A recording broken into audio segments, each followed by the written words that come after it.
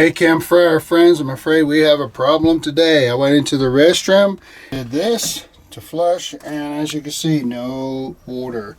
So I suspect, this being a Dometic toilet, that this little baby right here, this valve, is probably the issue. So stay tuned and I'll show you how to replace this.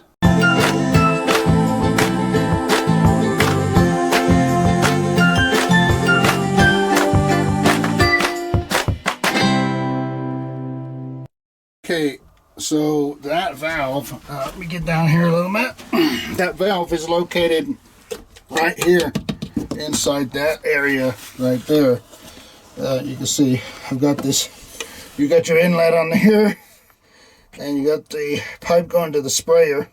Now you might see this valve right here. This is something I put in because in the past I've had the toilet leak when I was out of town. It froze, didn't realize it defrosted, and ended up flooding. And you have to shut off the entire water system to do this. So I went ahead and put a valve back here. I put a little fairly inexpensive ball valve. Might be an idea, might be something you want to do. So if you ever have any of these issues, you can turn the toilet off without turning all your water off.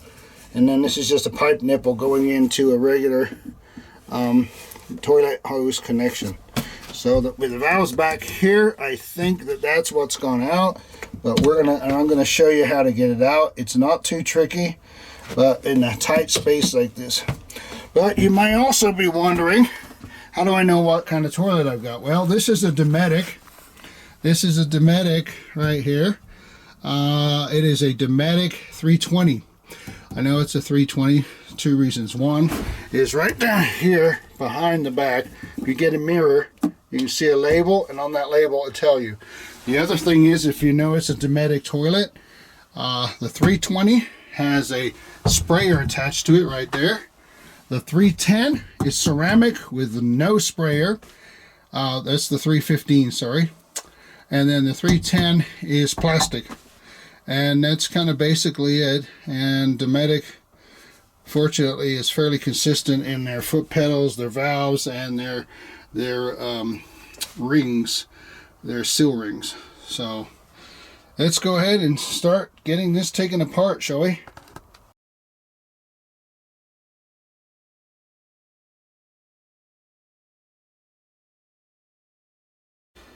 Okay, so the first thing I'm doing is I shut off my water valve here.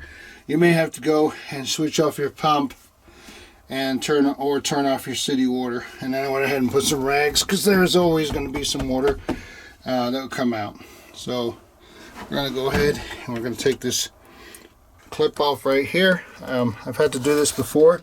So mine is a pipe clamp. Yours may be a factory clamp that you'll have to probably snip off with a pair of snips, and then I will take off the screw part back here. So let's get that done. Okay, we're just going to go ahead and unscrew this pipe clamp right here. So go ahead and get that pipe clamp, take it off, so you can remove this hose right there.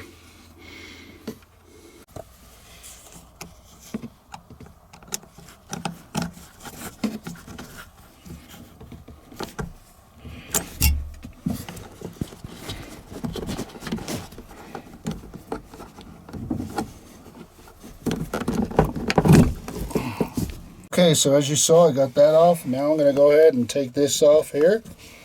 This supply hose.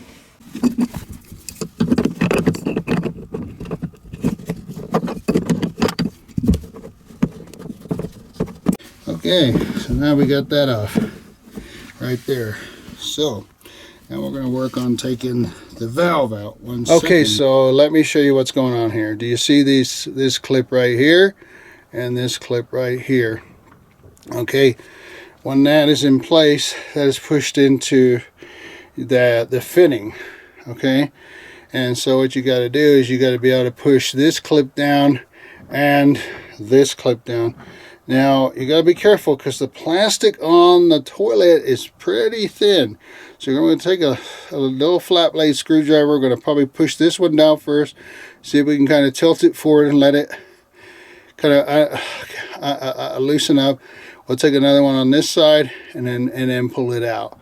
But that's what, when you see me do this, this is what we're trying to do, is get these things popped in so we can pull this out, and then we can take a look to see if this is cracked or what's going on with it. Because normally what should happen is your foot pedal should push this down on this little knobber here, opens the water up and goes up to flush. So, but anyway, that's what we're going to be doing right now here in a second. So, okay. Okay, so now before you try to push these tabs down though, one thing that I forgot, and I don't know if you can see it in here, let me do a little bit of a telephoto here, is right back here, and look in the mirror, and you should see, can you see that in the mirror there? There's that screw right there, and then up here, look at the mirror, you'll see another one. So you have to get those out first. So you gotta find yourself a nice little, well in my case a nice stubby little screwdriver, because the wall is right there. So I'm gonna work on getting those out, but be aware that those are there, okay, before you can pull it out.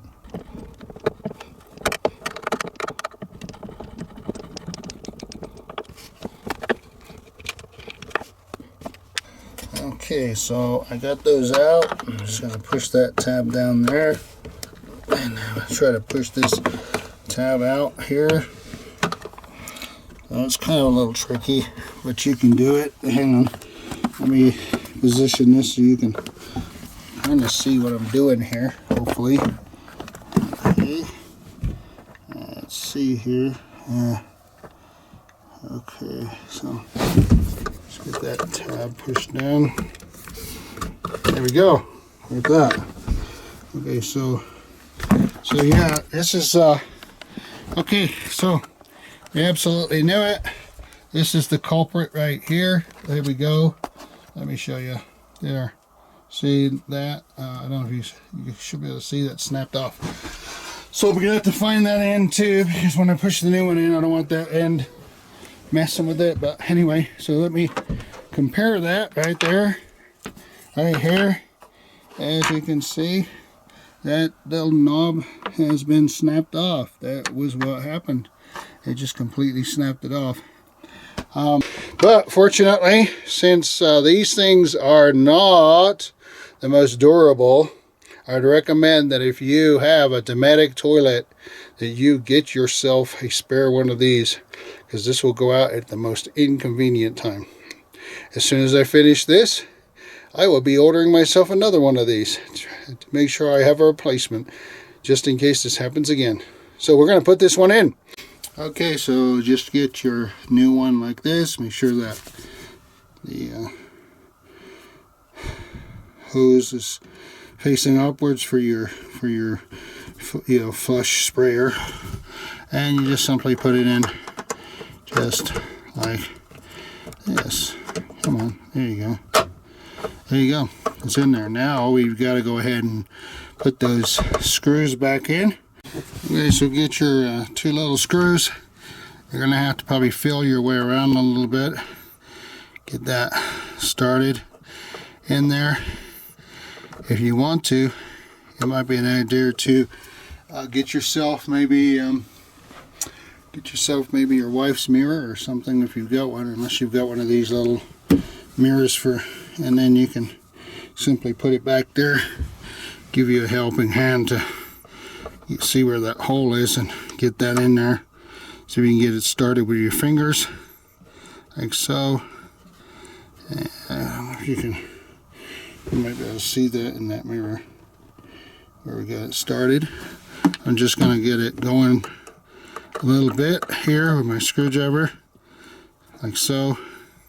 I'm not going to tighten it up right now. I'm just going to leave it so I can still kind of move that around a bit, because I'm going to get the other one on the bottom side started. I know that some people, you know, this is such a bother to get these screws in. A lot of times they'll go ahead and maybe even only put one of them in. I've done this unfortunately enough that I can actually go ahead and get these in. There we go. See, there you go. There's the bottom one that started. And so we're going to go ahead and get that screwed in. That's what you need. One of these little stubby screwdrivers, especially when you're doing it here in the motorhome. I hope that in your trailer or in your motorhome you got a little bit more room than I do. But it can be done. Just a little bit of patience here. So we're going to get this screwed back together.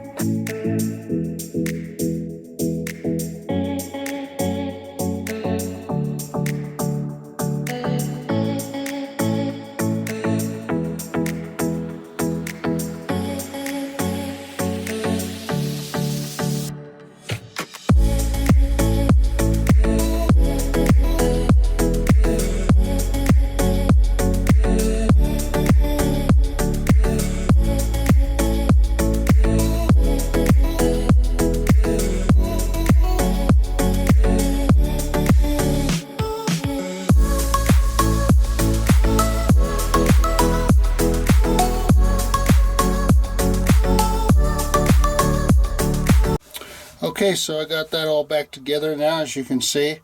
I went ahead and I left on the video there, as you saw I was struggling a little bit. And I left it on there because that's real life, right? And something may not be that complicated to do, but it can sometimes be a little bit of a trick. And one of the things I'd recommend, if you decide to put a valve in like I did and everything, see how I got the metal to plastic? That really isn't recommended. I would consider going and getting a toilet supply that's plastic to plastic. Unfortunately, when my toilet broke the last time, the local store I went to, that's all they had for me to be able to put in there and be able to put that valve and everything. So you might want to consider it. So we're going to open the valve and see if we got any leaks going on. Okay, here we go. Let's get some water running. I'm going to push down the thing. There we go. We got some. There we go. And there we go. We got that. I hope you can see that. There's a nice lot of water going down. That was the culprit, as I suspected. And let's see here. I'm not seeing any water, anything. So hey, looks like we've got success. Okay, so I hope you found that useful. So if you ever get into a bind and need to replace your valve, you can go ahead and do that. The valves aren't too expensive. They're less than 20 bucks, but I mean, I'd rather replace a valve than a toilet. I believe these RV toilets like this are hover somewhere around about $300. And so hopefully you found that helpful. May the Lord bless you and keep you. And remember, life's better around the campfire.